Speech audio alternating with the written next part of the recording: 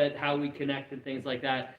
This is going to take the place of what I used to call a manifesto, which is how, just kind of nuts and bolts of how the place works. It's not exactly a message. It's not. I'm not going to be pulling from the Bible or anything, but it's how this community works. So that we are all involved and on the same page. So first, a couple of weeks ago, I had an uncle that came, an aunt and an uncle that came from California, and they sat back there, and they were so taken with our community, and they loved everything about it. And about 2 weeks later, he said, I noticed that your Bibles were not in the best shape, so we're being led to buy you a bunch of Bibles. How many do you want, and what do you want? And that's what you've noticed in the pews. These are those, so thank you to my Uncle Mike. Wow. So just every time you open it up, think about my Uncle Mike and my Aunt Maida. They got those Bibles for us, which is just fantastic how cool people work. Now, there is a challenge, an opportunity that's coming up. This is a different kind of Bible, and it's called the Bible in a Year. It's a one-year Bible, and how it works is there's a passage from the Old Testament, there's a passage from the New Testament, and then there's a psalm and a proverb, right? Both, yeah. And you will get through the whole Bible in 1 year. Now, you've probably seen these before. We are going to, you've probably noticed here, there has been an increased focus on our commitment to Jesus in the middle of all this. Sometimes you focus on the commitment to each other, to our little communities, to the church. We're going to try and push in a different kind of direction. And you've probably noticed that already. This is just the next step in that. So, we are going to call it the Bible in a Year Challenge. Okay? It's an everyday reading, everyday commitment. The Mays have been, Jesus has prompted them. They've bought all of these Bibles. So if you want them, if you want to be a part of this, your Bible is taken care of. Here's the thing, though. There's going to be lots and lots of different ways to connect in this. There's going to be an online kind of forum where we can talk about what we're finding, ask questions, things like that. It's pretty intensive. It's not for everybody. It is not like a toe in the water. It's all the way in, and it's super fun. It's going to be super fun, and we're all going to get to do this together. There's going to be more information coming up. But a lot of what today is about is this. Okay, so next year it's going to start January 1. And so think about it. Think about it. Pray. Ask Jesus if that's the best step for you right now. And hopefully it is. And we can do all this together and walk into that as a community. Now, there are different ways to connect here. We are a church, okay? And we are the churches. We were kind of forced with COVID to expand the ways that we would reach people, because before COVID it was kind of a, here's the church. Since COVID, it is very much of a, we have so many options, so many avenues that we can reach other people. So these are some of them, and I'm trying to use them back and forth here, okay? So the first, there is a youth group here. There is a youth group here that is that goes up to a senior in high school. It's about 7th grade to a senior in high school. As with everything, if there's one person there, it's great. If there's 5 people there, it's cooler. Okay? So that's the thing. And how it works is a lot of times you've been in those situations where, well, I need to find a community like this instead of building one. Maybe we could build one. Okay? So that's the youth group, 7th to 12th grade. Okay? Then there are kids under that. Okay? So you will see the kids like Caleb and Lila leave during the service. There are people downstairs that are teaching them and going through all of that stuff. So that's where we reach them. There is, a website, bridgefaithcommunity.com. There's information on there. All the messages get posted there. They don't get posted right away, but they end up there. There's pictures on there.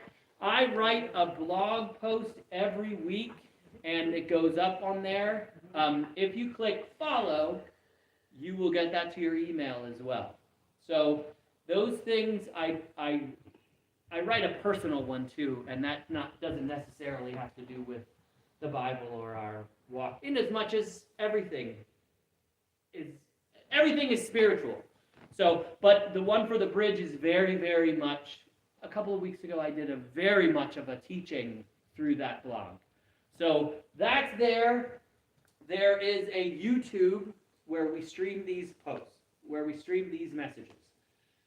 Bridge Faith Community. If you go to YouTube, Bridge Faith Community, you will see the live stream, and then sometime on a Sunday, right, Sam? Yeah.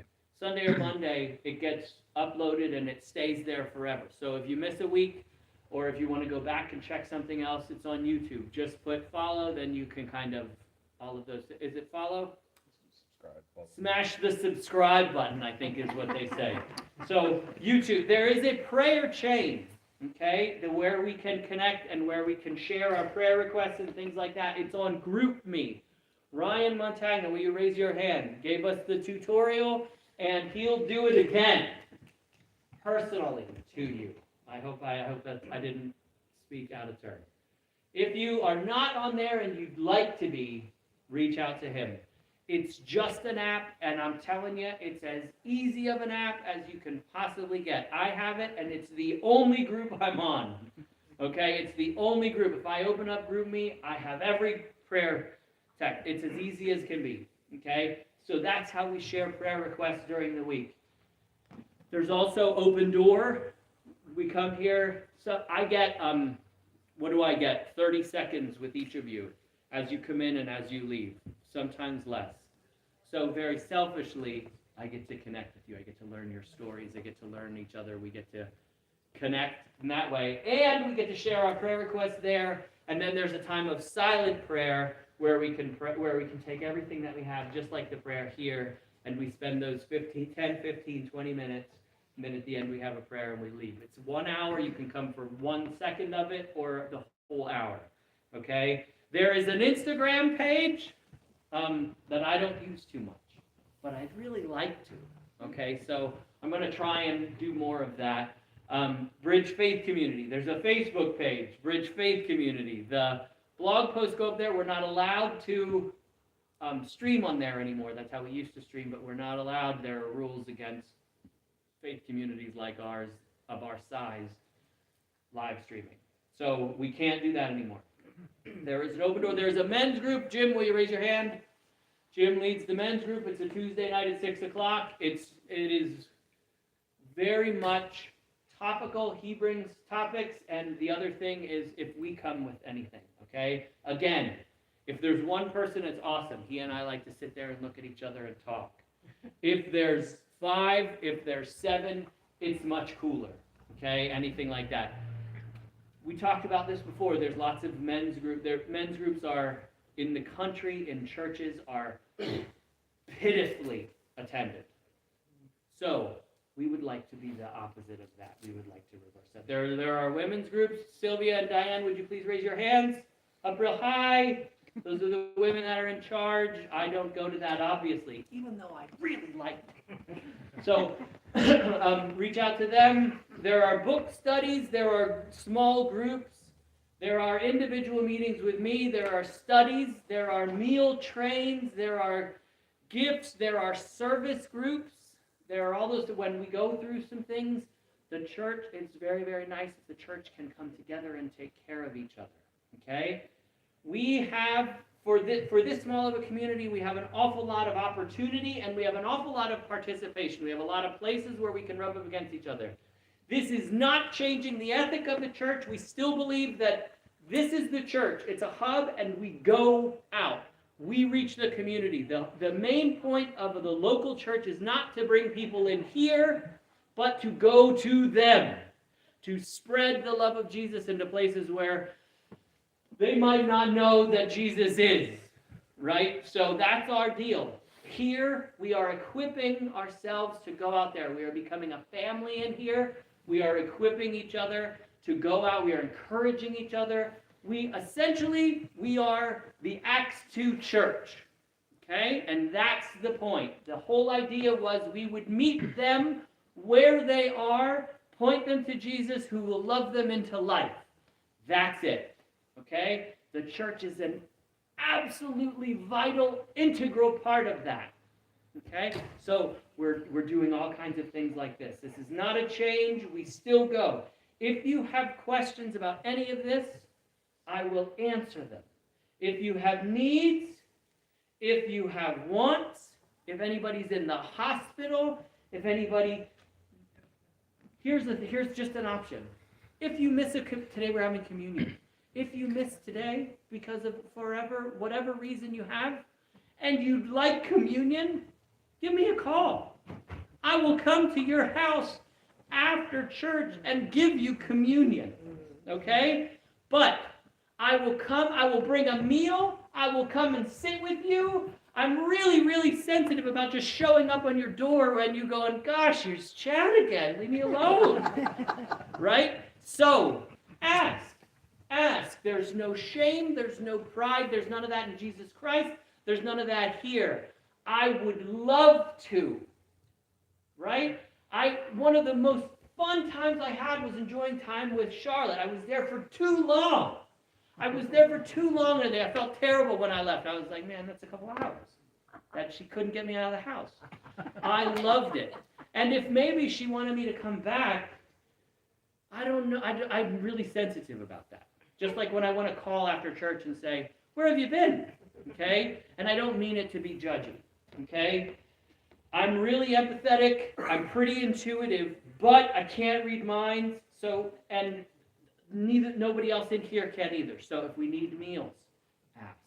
If we need prayer, ask. If you want communion, if you want anything, if you Bible challenge, if you want somebody to read it with you, spend the time together, go to Diane and Dean's place and read that days with them. Reach out. That's what the church is, and I believe that we're just scratching the surface of what the church can be. I know it's 10 minutes. Here's the last thing. Okay? Out on the thing out there, we all have different gifts, right? We all have different gifts. We all have different passions. Sally has started the grief group, right? And that's how she came into our community. There was this really beautiful thing that Jesus connected us that way, okay? She also has another passion. She's right here. Sally, will you raise your hand? Okay. So there's a picture out there with photos. Another passion that she has are these photos. If you'd want to take a look at them, the book is going to be there. It's not going to be a marketplace here. It's not going to be anything like that, okay? But we really, really care. We really, really care about what you're into. If you have a thing, if you have friends who have had a problem, if you have friends that need help, we really, really want that. Here's a great example, and then I'm done. I promise I'm done.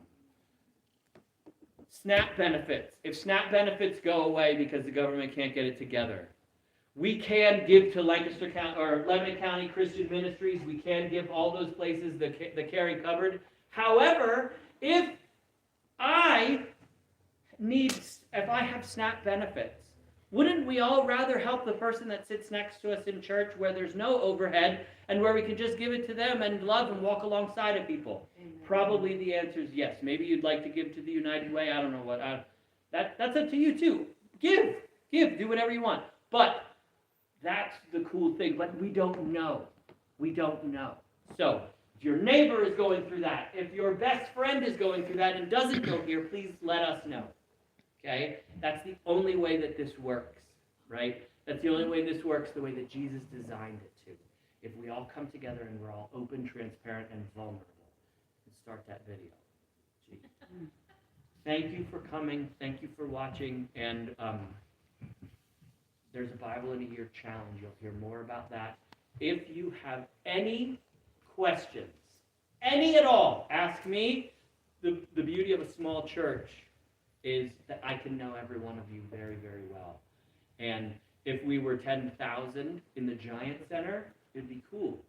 But I wouldn't get to know all of you. And that's what I like the best. So reach out, ask me, ask the person next to you. Let's live together with this. That's the beauty of this gift. Okay. See you in 5 minutes.